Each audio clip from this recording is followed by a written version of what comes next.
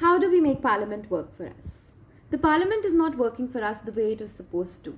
The time for reforms was yesterday, but it is still not too late. We can make our Parliament great again. But how? We know that the Parliament is sitting in session lesser and lesser. So why don't we mandate a minimum number of days that Parliament should be in session in the Constitution itself? Maybe we start with 120 days in a year. That's not asking for too much, right? We also know that the government alone decides whether a session will happen or not, when it will happen, how long it will be, and it can even end a session ahead of schedule. That's not ideal in a democracy. We can adopt a practice that some other democracies follow.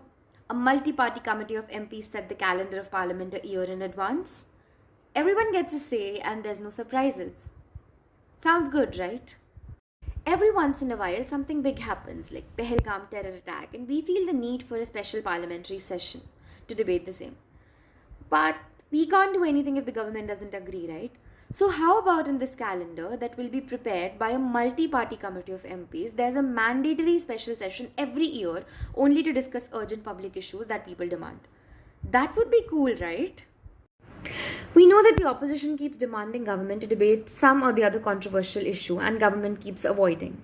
This leads to protests and disruptions in the House. So how about the opposition is allowed to set the agenda one day of the week? They can list debates on whichever issue they wish to and the government participates. Some other democracies also follow this practice of opposition days. No reason for anyone to protest anymore. Sounds good, right? As long as there's an option with the government to send bills to committees for scrutiny and public feedback, it will keep avoiding it. So let's make it mandatory, shall we?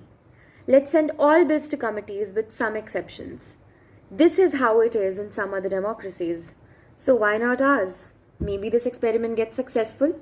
We can't have lakhs and crores of our budget being passed without proper discussion. This is public money, right? Proper accountability is needed.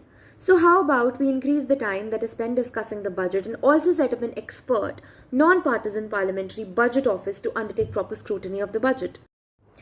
No, we didn't just dream up these solutions. Over the years, many experts have recommended these solutions.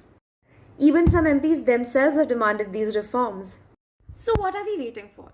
Let's demand change right now. Engage with the system and make your voice heard. Remember, when citizens engage, things change. Stay informed, stay critically engaged.